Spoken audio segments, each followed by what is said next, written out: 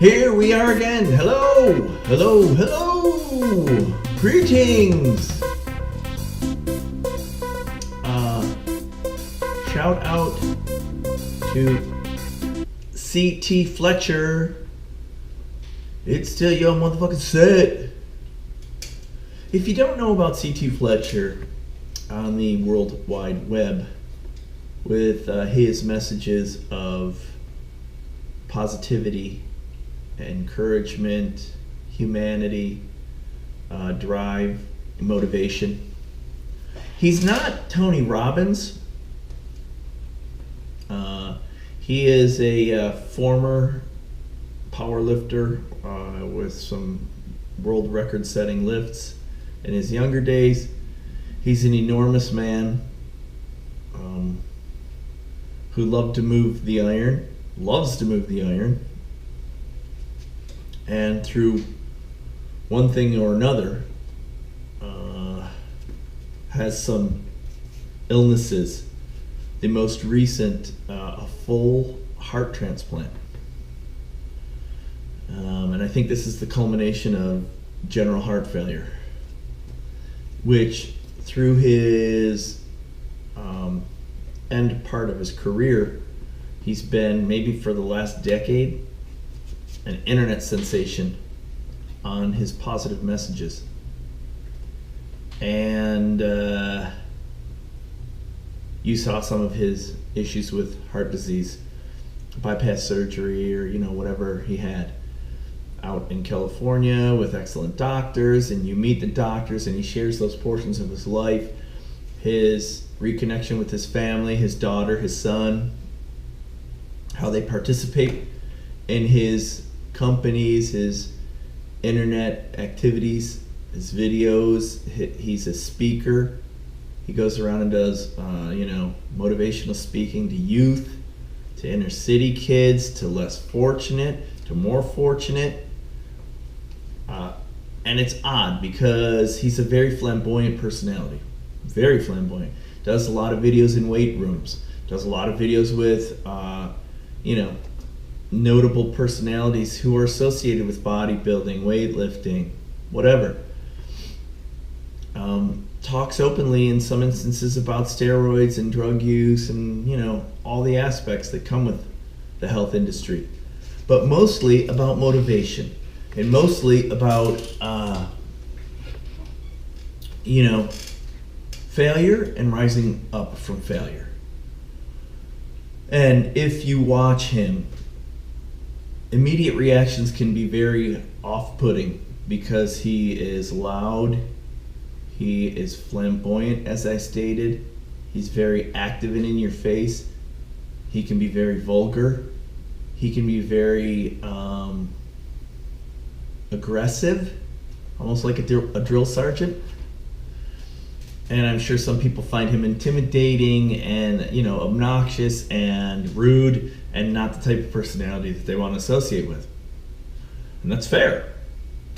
But if you look through that facade of what he quickly expresses and professes, and then you start to listen to his message, which is the case with everyone, right? You can't judge a book by the cover, the outside. Stupid adages, right? It applies to C.T. Fletcher. The basic background is the dude had a tough upbringing and his dad was brutal.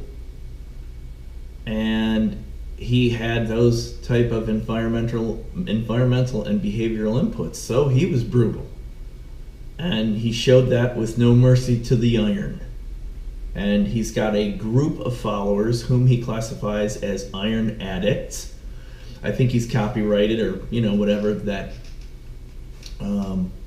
statement, that term, iron addicts, and it's on a lot of his gear, his merchandise, the things that he references, ties to his videos, and he utilizes that output, that physical demanding output, where you have to perform to failure with no mercy toward the iron, and he extends that to everything, extends it to life, where you don't give up, you get back up. And it's a brutal message, and a lot of people won't like it. But most people will be like, "Holy crap!" Once you get through it, and maybe you're shocked, you shock and awe, and it dies off, or you come back to a little bit of reality after you digest what you just experienced. Because some of the videos they're pretty intense. It's in your face, like Scared Straight or a drill sergeant or somebody up in your junk, and some of the videos are headshots of him giving you the what to for. And he's very vulgar, he's very raw, he's very real. He speaks from the heart. On occasions he can get emotional in speaking about his own experience, his children, his life, his upbringing, or the things that he's passionate about in general. Which shows you the dude's the real deal. And he's out in like Southern California and South LA or somewhere, and he haunts around some of your less than beautiful spaces where you got tough lives and tough people, and that's what he's come from. And I think at a point recently, maybe in the last few years, he's done well. He's been on Rogan. He's got the Rogan bump, whatever, 10 or 15%. I don't even think he needed it, because he had a niche, these iron addicts, these people that knew who he was, knew of his past accomplishments, knew of his failures, how he's risen above them, and the message that he shares pretty, commonly and pretty often about, dude, keep going. It's still your motherfucking set. Your set's not over. Keep going. Still lift. Keep lifting. Oh, dude, I'm tired. I maxed. Still your set. Still your motherfucking set. Do it again. And it's an awesome message. And it's not for everybody. Don't get me wrong. Some people will go, that's not me. And if you're calm and you're inner, you're inward and you're very inner in peace, maybe you don't need it. Maybe you don't want to hear it. But for the majority, and again, I'm not saying I'm common or I'm normal. But for myself, or people like me, Dad, come on. It's like putting Metallica on. I could be sitting on the toilet taking a poop, and you turn on the Metallica. Look out. We're having a poop party. We're getting some action going. You're not going to sit there calmly. It's just, a stimuli. It's stimuli. It's stimulus. It kicks you into the next gear. And that's what he does. Just like Tony Robbins or anybody else, right? In a slightly different manner. So shout out to him. He's awesome. He's had heart surgery recently, the last half a year. He received a donor heart of a young man who died, and I think it was a motorcycle accident or something very typical. And the family had the wherewithal to give up multiple organs and save multiple lives. And he's spoken about that, and you can see that. And you can see him rehabbing. Dude, there's some graphic junk where he's out in a parking lot, a blacktop parking lot, a month after heart surgery, or a month and a half, and he's running. He's trying to do sprints with, and he falls on his head, and then they show him sitting at a table, and there's blood coming down his head, and somebody who's filming, or his partner, he's not married. I don't know if he has a girlfriend. Maybe it's his daughter. I don't know who it is, I think. They're like, dude, you can't keep that man down. And he will be back, and he'll be doing videos of pumping iron, lifting iron. It's still his motherfucking set. So shout out to that dude, man. And if you haven't seen him and you don't know who he is, C.T. Fletcher. Spend a moment. God, these are the nuggets, the richness of this tool. Instead of sitting there playing Candy Crush, woo. Use it, man. He's something to grab onto and to use.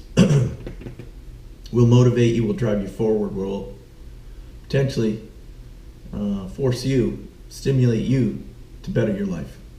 Right? Maybe even in a daily manner or a weekly manner. He fired out, I don't know what he does now, haven't spent time, apologies, CT, apologies, whatever. But he was a regular, and you could see updates, and it was cool to see this dude. But yeah, So I'll probably check up on him in some recent time or in some future period here and figure out where he's at. Once in a while I come back to it, but for a while there, I really enjoyed a lot of the stuff that he had on the web, learning about his past, all that jazz. So shout out to C.T. Fletcher. Lots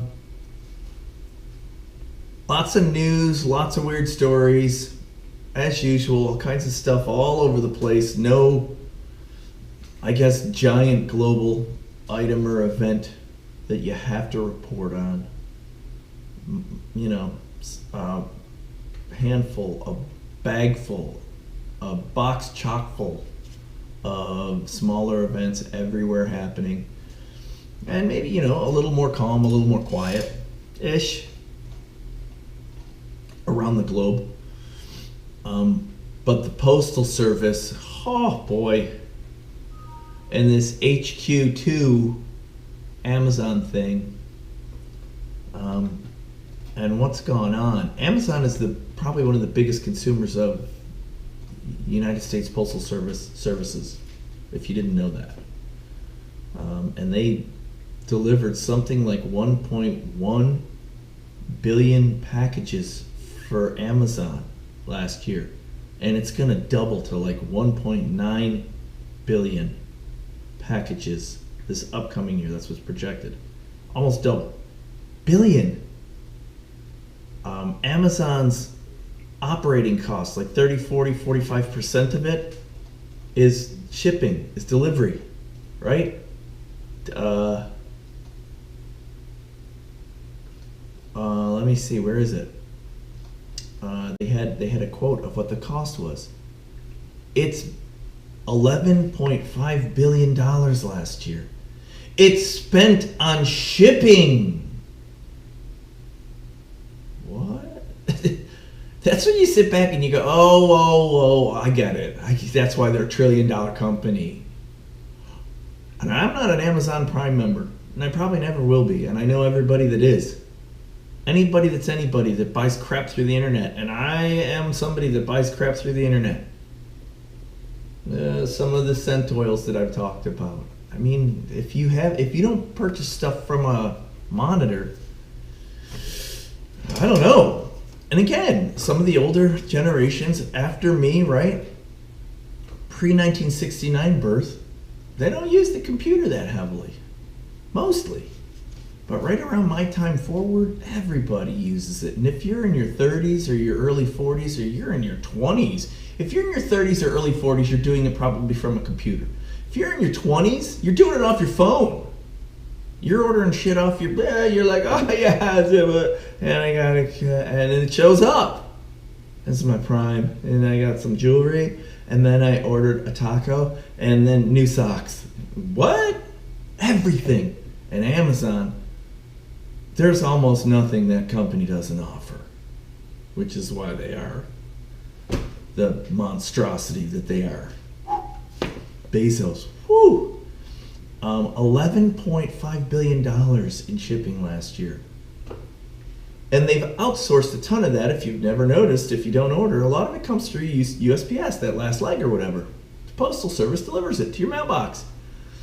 That, just like the telephony, if you didn't know technology, when Ma Bell broke up to your baby bells, they had that infrastructure everywhere, that copper wire. Everywhere. To any final destination. Any. Your outhouse, your security hut, your condo, your high-rise, your closet, anywhere. The bells ran that last mile, and that's what they call it. Right up to a demarc, right? To even in the large buildings, a demarc is a position, it's a location and a physical location. It's a closet or a spot in that physical location where you have the termination of that last mile of connectivity, right? And then it sprouts through risers or whatever all over your building, and that gets changed all the time. You can shoot runs to anywhere you want. You can demo a floor, rerun the floor, And on that floor, you've got a closet. Maybe not an MDF, but a small closet. And from that closet, you make your home runs. But up to that closet, you've still got risers. You got runs that go from the D mark, where it all terminates, with AT&T, with Verizon, with Sprint, with Level 3, with whatever, right? And that last mile to that building has always been owned and managed by these bells, right? By what was the infrastructure in place for 100 years when the phone was invented. And you could control the long haul, the crap across the country, with fiber, with dark fiber, with, any kind of line. Point to point, or MPLS, or whatever, which your major, telecommunications companies modified, changed, added, MIT, Stanford, all your great geniuses would come up with new technology and they'd redeploy that. Dude, that's Amazon. The giant warehouses, the headquarters, the drones that are going to deliver your crap, trying to bypass it right to your location, because they still have to rely in a lot of rural, a lot of non-city, a lot of sprawl area. This country's ginormous. With your postal service, they got the best route. Deliver it to that hub and then they can distribute it, right? So they outsource that final delivery leg to the USPS. And on their little Amazon Boeing 777s, they fly them anywhere in the country, right? From California to, wherever the hell you gotta go. Cleveland to, Ticonderoga. So it's really weird how the Postal Service has,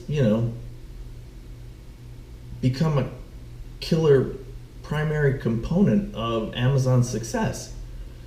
And the Postal Service is this enigma in and of itself, right? This giant government service that for the entirety, in my view, I don't know, I've never really studied the history of the United States Postal Service. And we see some of that in the Old West, or, all the crap that's folklore, the cowboys and Indians, and how packages were run and deliveries were made, and, how private stuff sprung up, especially for valuable assets as opposed to simple mail, right? But it was a government agency.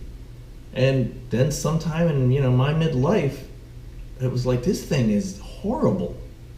We are not managing this thing well. We have to remove this. We have to outsource this, like a lot of our companies have done.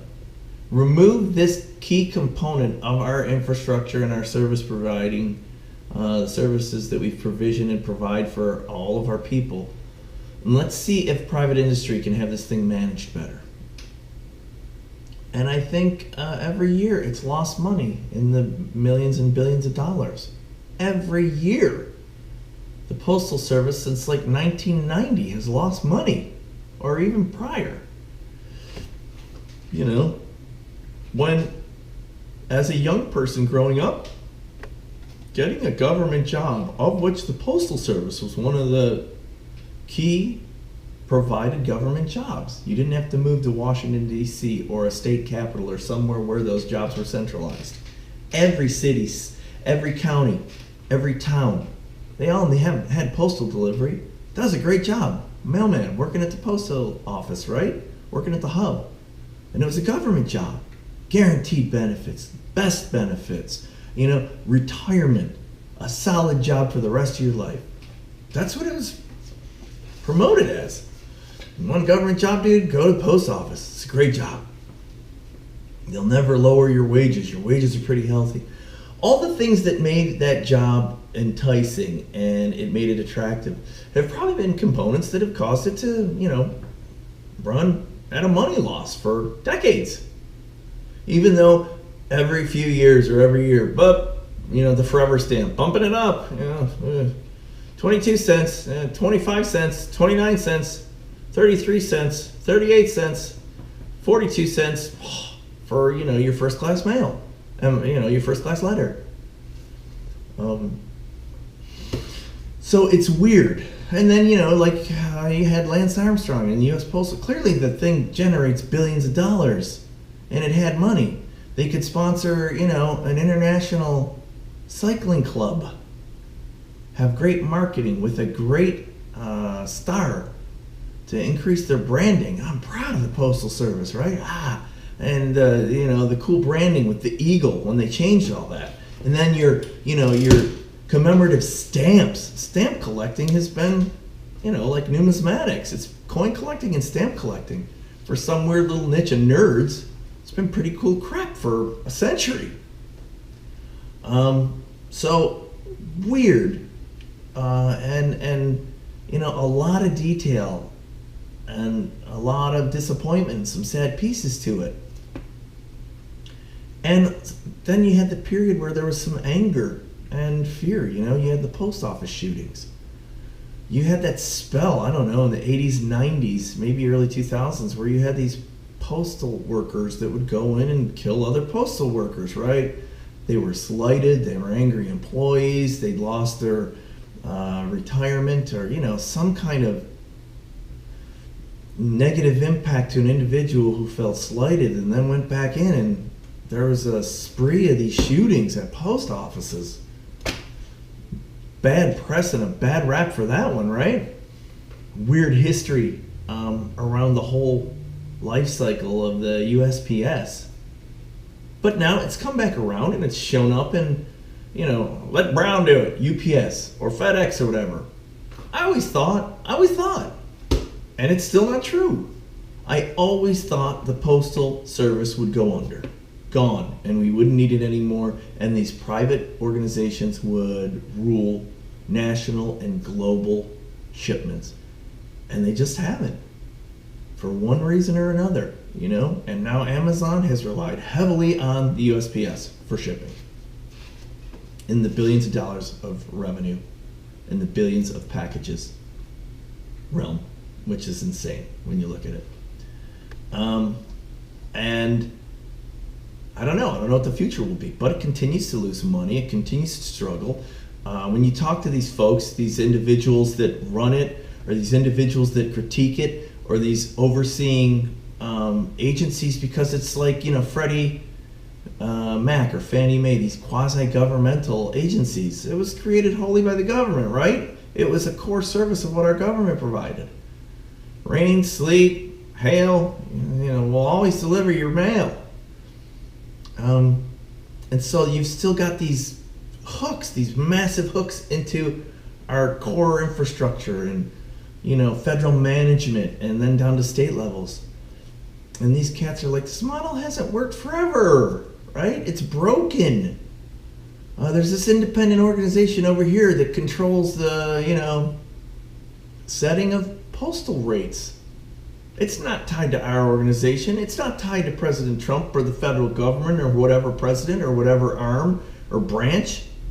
These guys set this stuff, and that's the way it goes, and it's based on whatever quantitative scientific management and measuring they've made. And it's weird, that this thing still keeps cranking with its financials and the flawed business model that's imposed by law. A lot of this functioning environment is through laws and rules on books that it operates. Sort of like the IRS that needed a full overhaul. That still is a shadow of whatever it really should be. For what you're really collected in taxes and how they can really intervene on the private citizen's life, right? We've always stated we're the freest country in the world. You have every freedom. Dude, if and when you cross the United States government, your life can become an imprisoned hell. Don't pay your taxes. Be a tax evader or lie on your taxes and have an audit. I remember my father late in his life having an audit. Whew. And nowadays, you got accountants and lawyers that's what they do. Yeah, tax levy. Call me. IRS problems? They can end your freedom and life in this country. They can take all your assets. They can freeze all your assets. they can destroy your life, liberty, and world here. And when you see that, and you know that, and you go, no, that's based on law, that's based on infraction by the private citizen, that's understandable. Those rules are there to enforce individuals from not evading, not making money that they aren't properly paying for the ability and opportunity to continue to make that money. Government's the government. They make mistakes. Not likely, they are, in some percentage, ruining lives of people that are innocent. It's just a statistical factor. When you know that, you're like, whoa, that doesn't seem cool. Huh? Phew. Just like people that are incarcerated, incorrectly, smoked in the courtroom. And it happens. We know it happens. It has to happen. We are not infallible. When the IRS brings that pain on you, you're dead, man.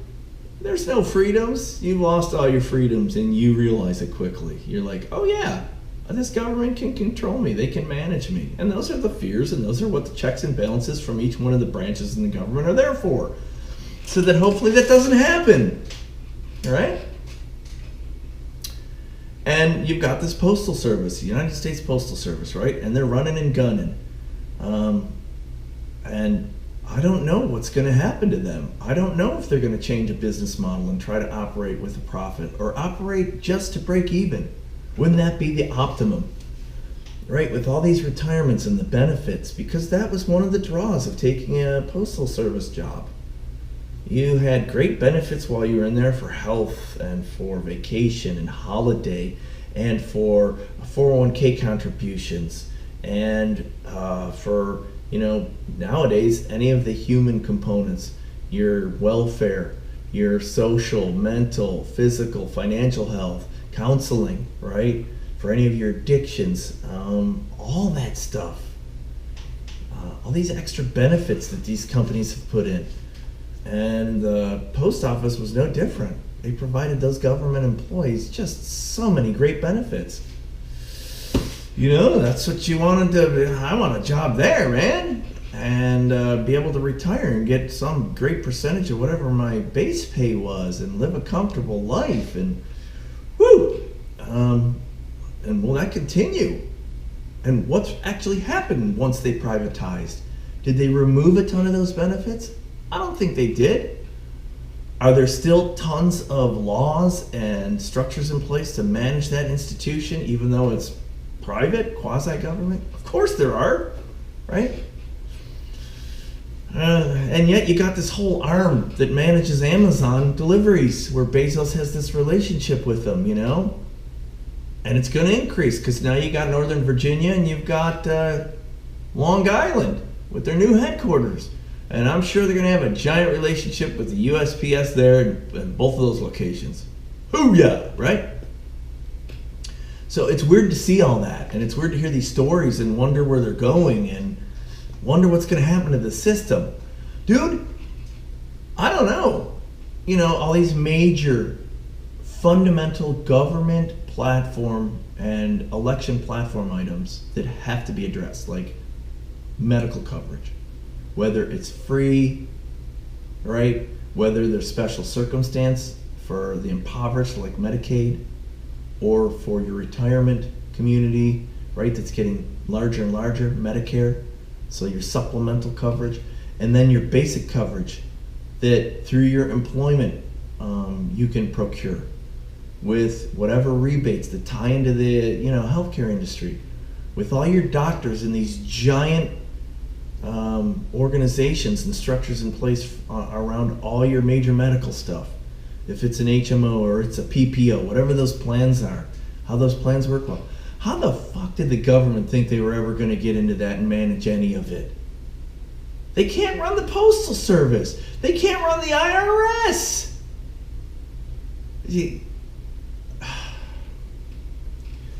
So this lunacy about, the free services that the government should provide, that they can provide, well, The government was never created for that. Never. From our founding fathers, they were created to ensure that those institutions existed and continued to exist.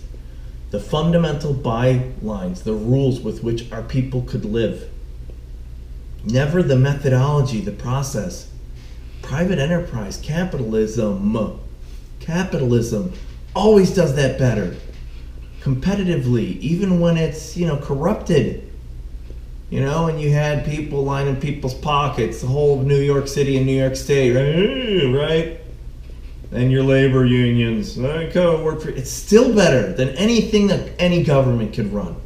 Never works. Didn't work in Russia, won't work here, didn't work in socialist England. It'll never work well. Canada, free medical care. Dude, there's 11 people in Canada. Fuck. These models don't work, and they don't work in this structure that we've got in this country and with all the variable. And you can always make something work somewhere in a controlled state, with a very limited and, removed subset. You can make anything look like it's a solution that works well when you manage factors. But at the scope and size of what our country is, it doesn't work, man. Free. I don't want people that are sick that can't afford stuff. No one wants that. And for the most part, they were never untreated. Anyone walked into an emergency room, a hospital, a doctor's office, they got treated. They were treated because of the oath that they took as healthcare individuals to treat anyone that's ill. Payment was a secondary thought. And that became a huge problem, right? You had some percentage of patients that couldn't pay. And then they came up with all these numbers, and the numbers are the numbers. These the Pew organization, or whoever pulls these numbers together, 34 million Americans can't afford, 63 million Americans are starving. Dude, and the numbers never tell the truth. The numbers are a very specific number that can be used for shock to prove a point and some specific argument or hypothesis or need. Nowadays, it's brutal to even find the fact, right? Fake news and lying agencies and just inability to functionally, effectively, accurately, concisely allow every individual to cast a vote. Cast a vote. Well, no, there's a ballot. And the ballot's got 90 different voted things on, and then there's a ballot B. And that. So, yeah, and you're like, what the fuck? When you look at the Florida midterm ballots, the A and B ballot, you realize something's wrong. This institution, this machine, it's overgrown. There's a problem. Fucking voting for all these people in all these places and all these districts to ensure that everyone has a voice, to ensure that there's freedom and fairness. And the machine starts to just consume. And now it has nothing to do with any of that stuff. The machine itself is what we strive for. I'm going to run for office. Why? Do you want to give back? Do you want to be a community, resource? Do you want to share and grow? Well, maybe. I like, politics. Okay, well, yeah, it's so weird. But this whole thing with the Postal Service and now this, weird mutation of what it is and what it's become. And I don't think it's going away anytime soon. I mean, it's massive. So we'll have to see, maybe we put someone or we put some focus on it like we have some of these major topics which we really haven't provided solution on. I don't know if Obamacare was horrible. It had horrible pieces to it. Every piece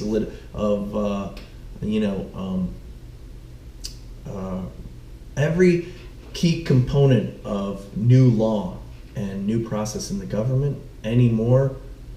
You know, when it's 1,000 pages, it looks like one of those books I was looking at, and it's in legal language where your your educated citizens can't even read it.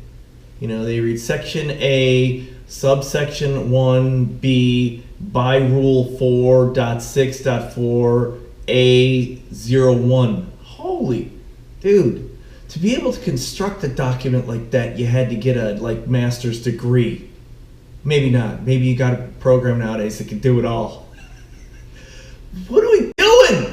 No. You don't understand. This shit is complex. It doesn't need to be. It shouldn't be. When stuff becomes that complex, there will be breakdown and failure, abuse. There will be loss, inability to manage, inability to understand or learn, to practice, to pursue. And that's where we are. This bureaucracy, the adage of analysis paralysis, or there's so many stupid sayings and stuff. We've been in that for a while. And I don't know, I thought maybe Trump, with his business acumen, and not even that, because he's a dope, we all know that, but his ability to surround himself with like a Jared Kushner, or some tycoons or mavens, or really sharp individuals that cut through the fat, deal in fact, clearly, quickly, can formulate, a clear path with process and milestones and tasks that when you enact, bam, it's done. Doers, but doers that are intellectual, right? That really understand analysis and planning, because you need that combination. Nobody's like that anymore. Like Enrico Fermi. That guy was a theoretical physicist, and he was an applied physicist who built pieces of the A-bomb or the hydrogen bomb, right? But you put him in a lab, and he built you some machine, and you were like, what? Brilliant Italian physicist. What is that? He's like, I thought about it, and when we hydrolyzed this, and then it went with the condenser, and we pushed that through under pressure, and then, oddly, I tweak it, and I change the electric polarity, and you're like, what the huh? And he could build this shit. There's pictures of him with his fucking button down, rolled up, and he's building this shit. And then he'd go to the book, or the blackboard, and go right into with, Hawking. Yeah, well, when the subatomic particle and the orbit of the neutron would, you remove the electron when it is in phase. Whoa. Few people are like that with both sides of their brain, where they're geniuses in theory and then they can walk out and actually prescribe and test and prove it. You're one or you're the other. And you sort of have to work in that methodology. Have the geniuses think in the back room at MIT and come up with the frickin', you're like, oh my God, that's brilliant. How do you do that? And then give it to Elon Musk. He'll build your flamethrower with the roofing, heater. And yeah, there you go. There's your applied guy. There's your electric car. He'll launch a rocket. He'll pound through and get it done efficiently, cheaper, smarter, with tenacity. C.T. Fletcher. It's still your set. Do it again. And what's he say? He's like, well, it doesn't turn off. I can't turn it off.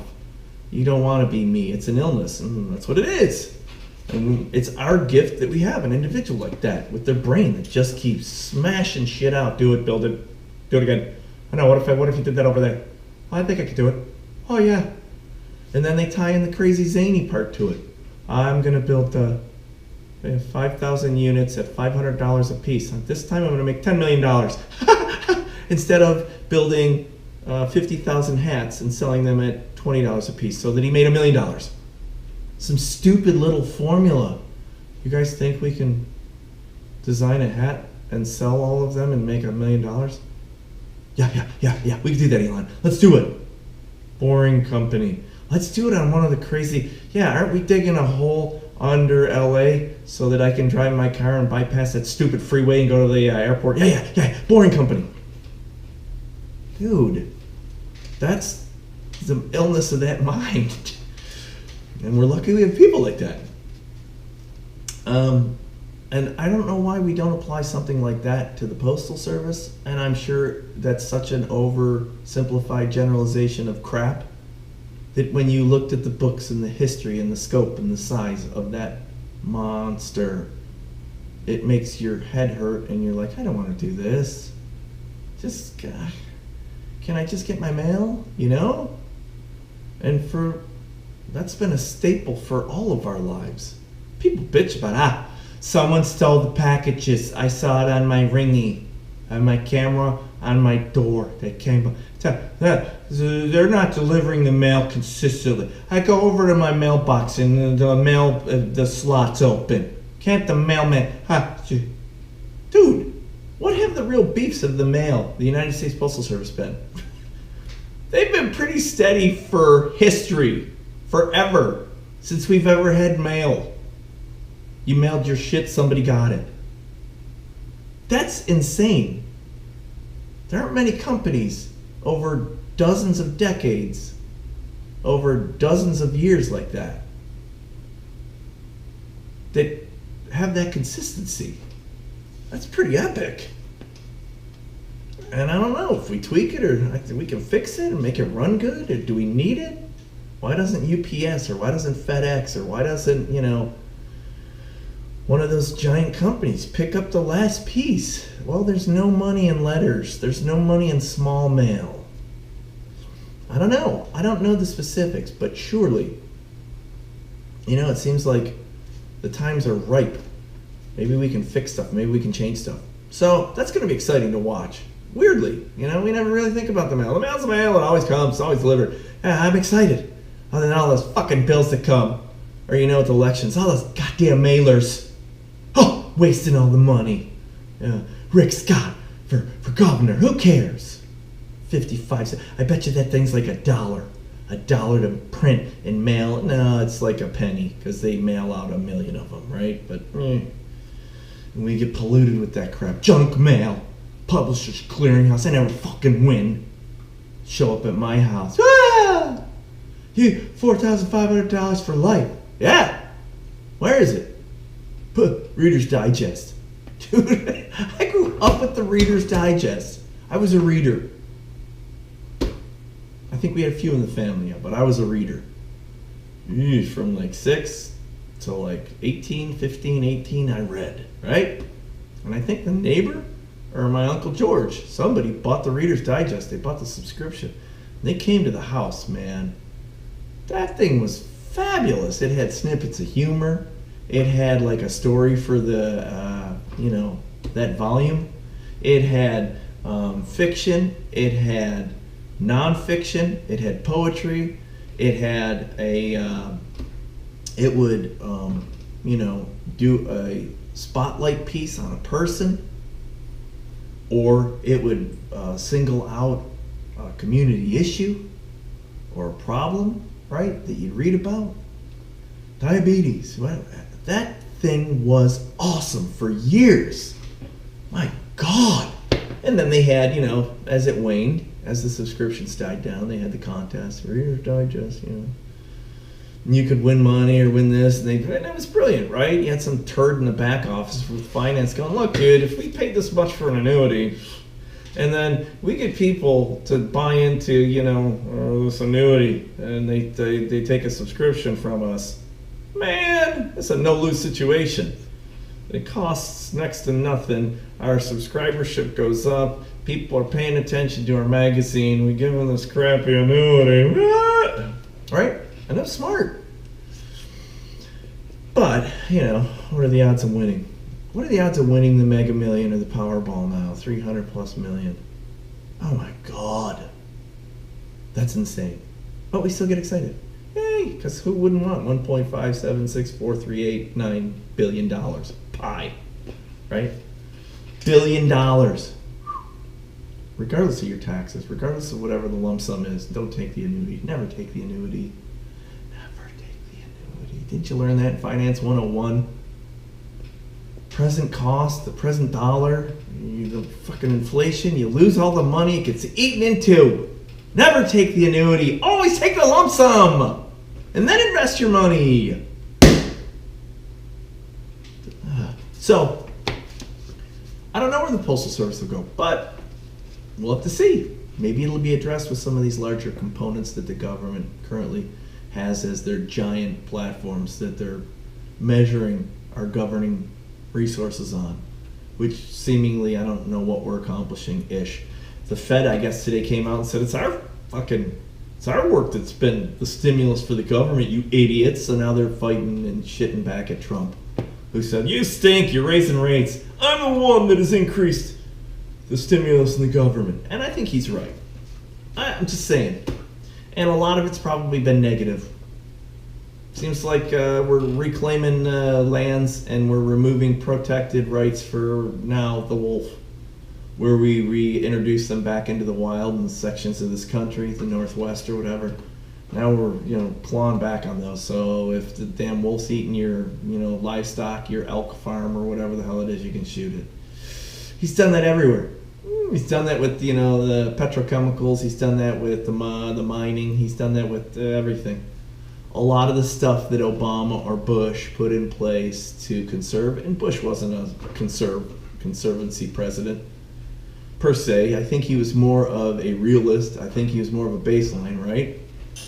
But like the shale oil, where you sort of got to rape the environment to get to the layer of shale that you then extract all your petrochemicals out of.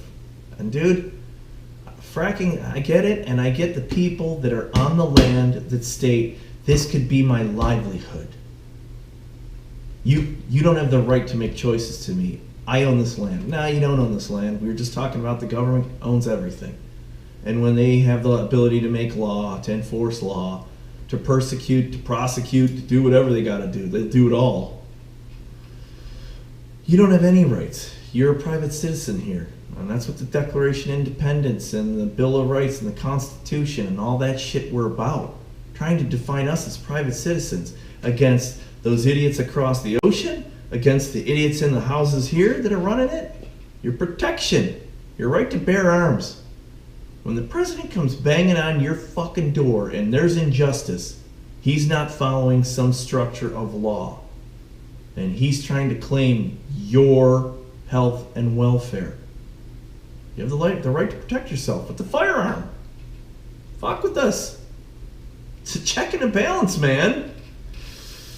That's why it never happened anywhere else in time. And that's why it was a potent recipe with our founding fathers. And it's become, much more complex.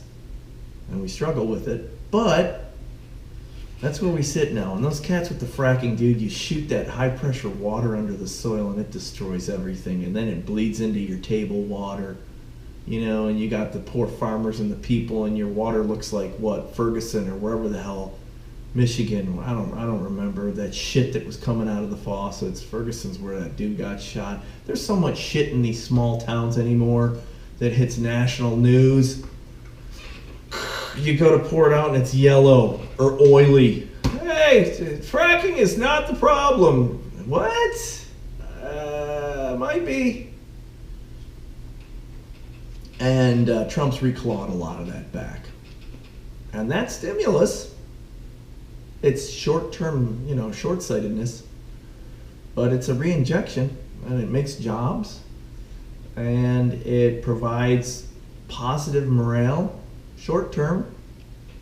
Doesn't deal with the shit we've learned from the United States Industrial Revolution, right? I mean, I grew up in it. Upstate New York, dude. You'd drive over a hill, and there was a phosphorus lake. It glowed like pastel blue. Which as a child, you'd be like, oh, look at that. And you could smell shit. Oh, that's interesting. Fuck, dude. Exposed. Right there. That was the epicenter of hell. And we will go back to that. Hooker Chemical, Carborundum, Bethlehem Steel, Union Carbide. There were dozens of them. They were global powerhouses, global. Many focused on steel production, on mineral production, for advanced infrastructure, tools to build that, the steel to build that. Dude, we learned that once. Fuck, move back to it. No. Send all those fucking steel mill, all that shit, it's gone out of Pittsburgh. Send it all down to Brazil or over to Korea. The byproduct from that slag and the process, it's toxic. This shit just doesn't make a chemical combination and then everybody's happy. You have output in those reactions and then you have to dump it, get rid of it. And when you're making thousands of metric ton of that, dude, the water table in upstate New York and Niagara Falls is still polluted. It still has high toxicity levels. They tell you in my childhood, you can't eat the fish, man, in the Niagara River. It's 2 fish a year because they sort of glow.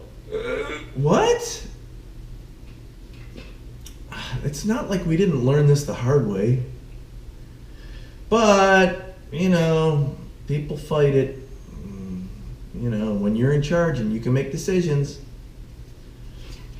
And on the one hand, I get it. Dude, we've got to build for our future. But on the other hand, I get it. I don't have a fucking future right now. I don't have a fucking job. This place sucks. I can't afford to live here. I can't pay my bills. I can't feed my kid. I can't keep the power on. And those are tough situations where your heart goes out to people, but that's part of the cycle. Those individuals have to be retrained. They have to be reintroduced to the workforce, and we spend no time on that. And that retraining from the coal workers, from the steel mill workers, from the auto industry workers, from the legacy technology, the legacy blue collar, the legacy medical, the legacy anything employment forces. We do such a shit job of transitioning those people into new jobs, right? And it's weird what this country's become. We've outsourced the vast majority of whatever we were. This industrialized fucking juggernaut. Everyone else in the world can do it now. Look what's happening in India. Look what's happening anywhere. It's a cesspool. Fuck, my father walked around the plants as a young man, 20-year-old. He was born in 29.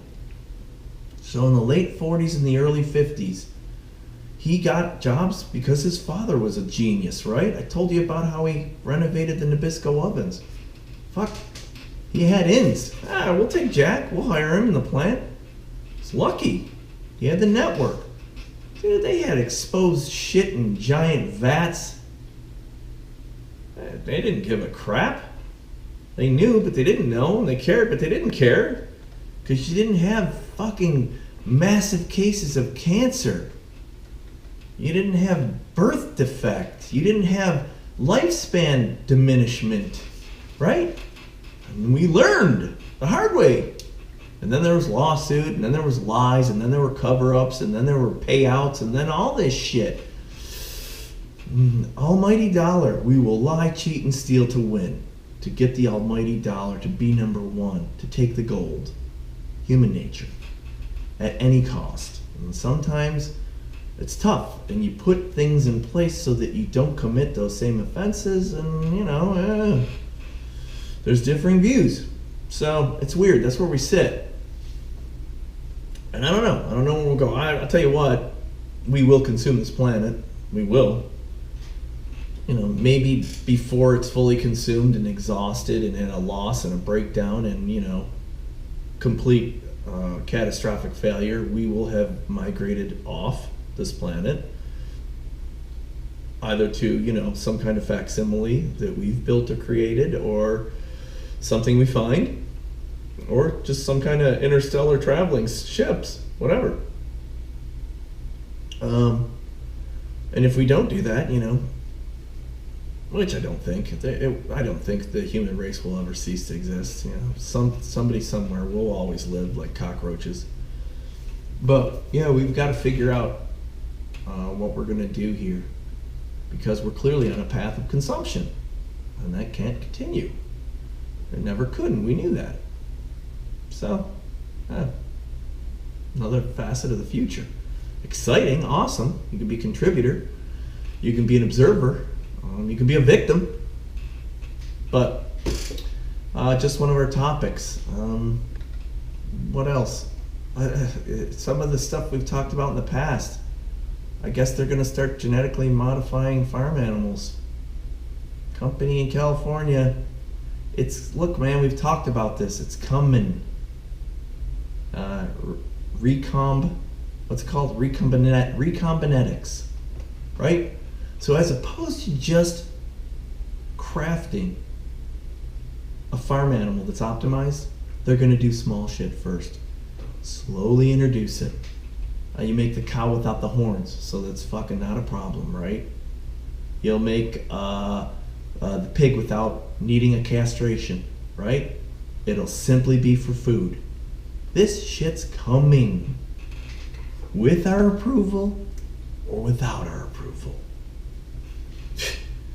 And this is the kind of crap where people don't read it, people don't care. They're like, it's some stupid science article. And before you know it, everything in your fridge is from this.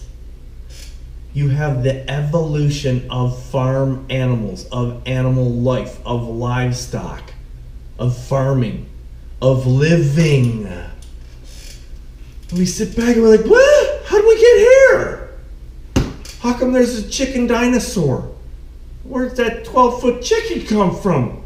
What? He's trying to pack down my door. Yeah. Dude, Jurassic World. Hollywood always, the creativity of writers and filmmakers and the folks with imagination and with that wherewithal. There's always some kind of truth in that. That's why the stories are so interesting. But it's coming, dude. And these guys are gonna start putting new features through gene editing. And if you don't know about the shit with this fucking tool called CRISPR, they can splice out a gene or a piece of a gene, an allele, and splice in a new one. Yeah. Take the gene with your double helix, take a piece, cut it out, insert another piece. What? This is the kind of shit I'm saying, like the phone. That's people, we don't understand. You're older than me. What are you talking about? It's coming.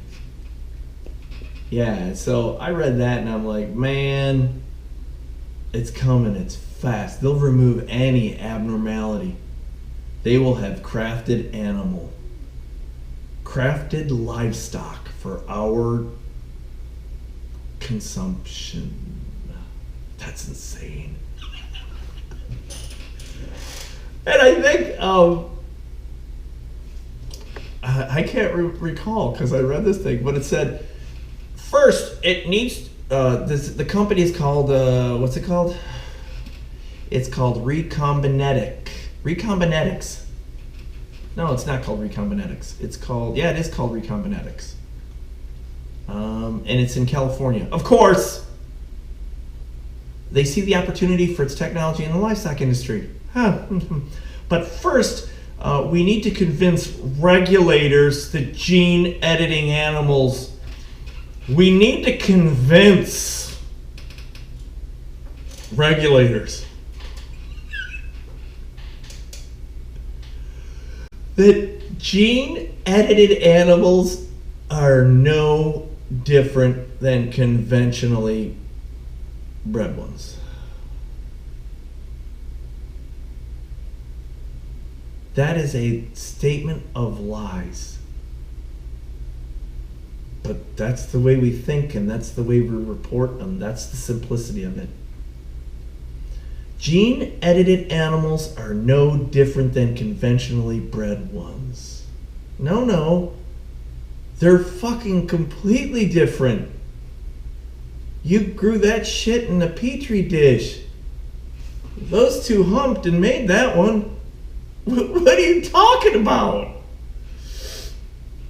I'm telling you, man, we're God. What's happening? To make the technology appealing and to ease any fears that we're making Franken animals. No, we're not making Franken animals. Maybe they'll have the bolts on them. And you go, you guys made that one. It's got bolts on it. Where we had to put the jumper cables from the electricity that came through the lightning rod. Frankenstein. Franken animals. Recombinetics isn't starting with productivity. Instead, it's introducing gene editing traits that will ease the way of animal suffering. We're just removing the things that the animals don't need or don't do well with or suffer from now anyway. Okay, God. The fuck? You know what the animals need or suffer from with your vast observational skills and your knowledge of creation and death, in which we control. Tammy Lee, the CEO of the St. Paul, Minnesota-based company, excuse me, it wasn't California-based. She said, it's a better story to tell. This is the story we want to tell. We don't want to tell about the Franken animal story, where everybody's going to be eating these fucking GMO animals. Holy shit. And they're all going to go, what are you talking about? You're eating GMO fruits and vegetables and shit already. Bitch? You bitching about farm animals now? The milk you're drinking? What's your problem? We gotta feed the masses. Don't you know that? This is for the good of the people. Whoa.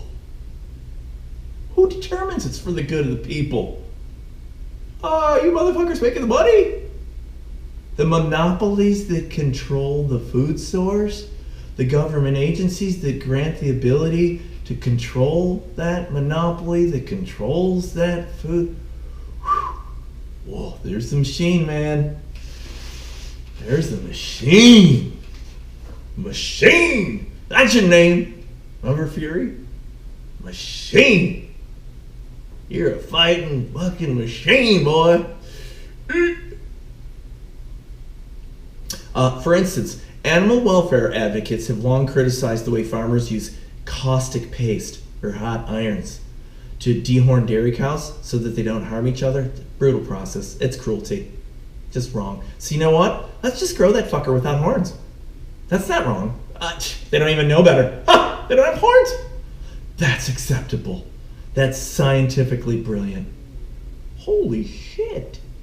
Really? I don't know. Maybe you should have some discussions about that. Maybe we should really understand what we're doing. Okay, dude, it's just getting rid of horns. What's your fucking deal? What do the horns do? They don't need the horns. We're gonna eat them anyway or take their milk. Fuck's a dairy cow need a horn for? I don't know. That's what the animal's born with? That's the way it evolved? Get rid of the horn. Recombinetics snips out the gene for growing horns, so the procedure's unnecessary. Cow doesn't have horns. Last year, a bull gene edited by recombinetics to have the dominant hornless trait sired several offspring. All the born hornless, as expected, are being raised at the University of California. Once the female offspring starts lactating, its milk will be tested for abnormalities, and then we're good. We're good. And that's even a little less, right? They're like, no, we're gonna fuck up one cow, and then let that cow do whatever it does normally. Normally, you just fucked it up. And then all the other cows that happen and all the things that happen will be fine. will go, you know what, that never happened. But, hey, those cows don't have horns. How'd you do that? Oh, no, they were just born that way. Didn't have horns. Wow, that's awesome. That's so really weird. Isn't that like a really weird aberration? That you never have a cow with horns? Maybe. Yes, it's surprising. It's great. It's so easy to manage these cows now. Hey, you snipped out genes and fucked that cow up to make those cow. Okay. Gonna look at the milk. Make sure. Scary shit, man. And it's coming. Castration-free pigs. Chickens as big as elephants. Franken cows. Franken chickens. Dude, it's coming.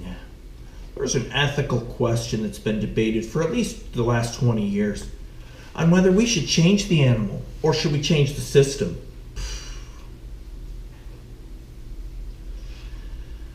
A Pew study found 43% of Americans supported genetically engineered animals for more nutritional meat. Oh yeah, feed us all.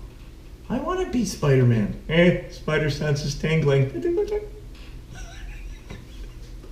I want more meat. More meat. Where's the beef? Remember the where's the beef?